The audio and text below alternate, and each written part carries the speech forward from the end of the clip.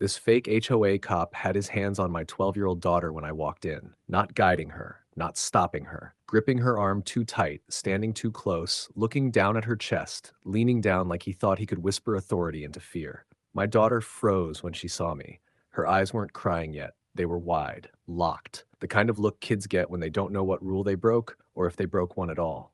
He said I had to come with him, she said quickly, voice shaking. The man turned, surprised, annoyed. Then he straightened his vest, the black one with HOA cop stamped across the chest like a costume, and put on a smile that didn't reach his eyes. Sir, he said, your daughter is in violation of community conduct standards. I didn't answer him. I looked at my kid. Step back to me, I said. She tried. His hand tightened. That's when I knew exactly what this was. Before we dive in, comment which country you're watching from. Let's see how far this story travels. Because to understand why a grown man wearing an HOA vest thought he could put his hands on my daughter inside my own garage, you need the backstory. My name is Evan Cole. I'm a Marine. I don't wear it on my sleeve. I don't brag. I don't intimidate. I came here for quiet, just me and my daughter, after my wife died in a car accident 3 years ago. Everything I do is for her. I pay my HOA dues on time. I follow the rules. I keep my head down. No parties, no noise, no trouble. That changed the day the new HOA president took over. Her name was Monica Graves. From day one, she had a problem with me. Not because of violations, not because of complaints, because I didn't bend. I questioned fees that didn't exist before. I asked for written notices. I refused to pay special assessments that weren't voted on. Monica smiled when she lied, laughed when people complained, and when residents pushed back, she sent someone else to handle it. That someone was Rick Dalton, her HOA enforcement officer. No real badge, no jurisdiction, just a vest, a radio, and a history she didn't bother to disclose. He started showing up when I wasn't home, talking to my daughter through the open garage, asking where I was, telling her she needed to check in with him about rules. She told me he made her uncomfortable. I reported it. Monica said, he's just doing his job. I believed her for about 5 seconds, because standing there in my garage, watching a man twice my daughter's size refuse to let go of her arm, I realized something chilling. This wasn't about HOA rules. This was about access, and he thought he'd found it. He was wrong. Very wrong. I gave him one warning. One. Let go of my daughter, I said, my voice low enough that it didn't echo. Now. He didn't. Instead, he smiled, small, smug, and leaned a fraction closer to her like he thought proximity was power. His grip tightened again, fingers digging into her arm hard enough that she winced. Sir, he said, you need to calm down. You're interfering with HOA enforcement. I took a single step forward. My daughter flinched, eyes darting between us. Dad, behind me, I said without taking my eyes off him. She tried to move. He blocked her. That was it. I closed the distance and clamped my hand around the front of his vest, twisting the fabric up into my fist and ripping him off balance. His free hand came up fast, trying to shove me back, maybe swing, but I drove my shoulder straight into his chest and pinned him against the garage wall with a solid hollow thud. Hands off, I said. He tried to push again, elbows flaring, panic bleeding through the act. Sloppy, desperate. I didn't give him room. A short, brutal strike to the ribs knocked the breath out of him. He wheezed, eyes bulging, mouth opening with no sound. I followed with a second shot, harder, right where the air had already left him. His knees buckled. He slid down the wall, coughing, clutching his side. I turned to my daughter. Get inside. Lock the door. She ran, fast. The man tried to stand. Bad move. I grabbed him by the collar and hauled him back up, drove him face first into the concrete floor, and pinned him there. He thrashed once, then again, all noise and no control. I twisted his arm behind his back until the fight drained out of him in a sharp, broken groan. Please, he gasped. You don't understand. I understand, I said. I secured his wrist tight, clean behind his back, using the cord I kept in the garage. He lay there on his side, breathing shallow, eyes wet, bravado gone. Neighbors had gathered by now. Doors open, phones out.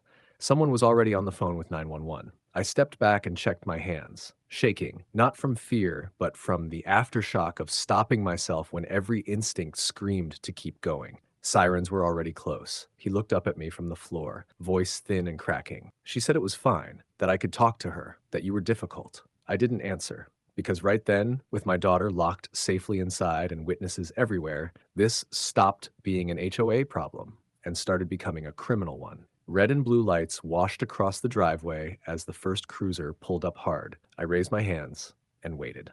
If you're enjoying this HOA story so far, like and subscribe because the story is only going to get better. The officers moved fast. 2 cruisers slid into the driveway, doors opening before the engines were even fully quiet. One officer went straight to Rick Dalton, still curled on the garage floor, wrists bound behind him, face gray with pain. Another stayed with me, eyes flicking once toward the door where my daughter was locked inside. Is the child secure? He asked. Yes, I said. Inside. Door locked.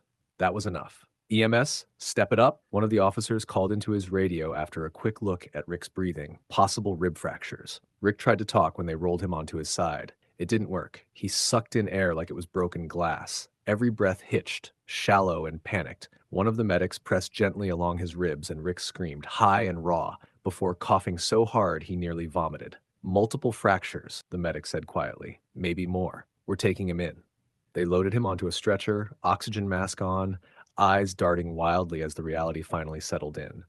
The vest didn't come with immunity. The HOA title didn't come with protection. Then an officer turned to me. Sir, I need your statement.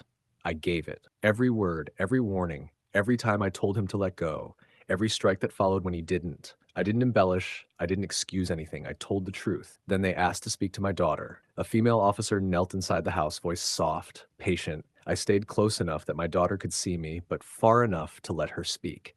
At first, she just cried. Then the words came out between sobs. She told them how he'd grabbed her arm, how he leaned in close, how he told her, let's go to my room, how he whispered, it won't hurt.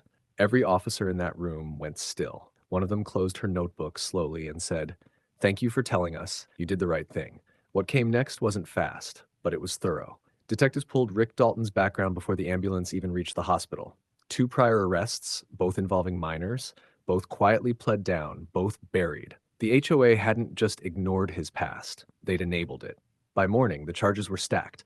Felony attempted child enticement, felony unlawful restraint of a minor, attempted sexual battery, impersonating lawful authority, and criminal trespass. Rick spent 3 weeks in the hospital. He had a collapsed lung, 5 fractured ribs, and a surgical repair. He left the hospital in cuffs. The sentence came months later, 65 years in prison, no parole eligibility for a long time. Monica Graves didn't escape either. Investigators found emails, texts, complaints she ignored, reports she buried. She knew. She hired him anyway. She was charged with reckless endangerment of a minor, conspiracy, and obstruction. The HOA dissolved within days. Its board resigned en masse. Insurance carriers dropped them overnight. Then came the civil case. My lawsuit didn't just cover medical bills and therapy, it ended the HOA's existence. The settlement funded my daughter's future. Counseling, security, peace. The garage feels quiet now, safe. Sometimes my daughter still holds my arm when we walk past it, and I let her. Because that day didn't just expose a predator. It reminded everyone watching that some lines don't come with warnings, and once crossed, they don't get forgiven. What do you think, folks? Did I do the right thing? Or I did what any dad would have done? What would you have done if a fake HOA cop tried to sexually harass your daughter? I would love to know. The end.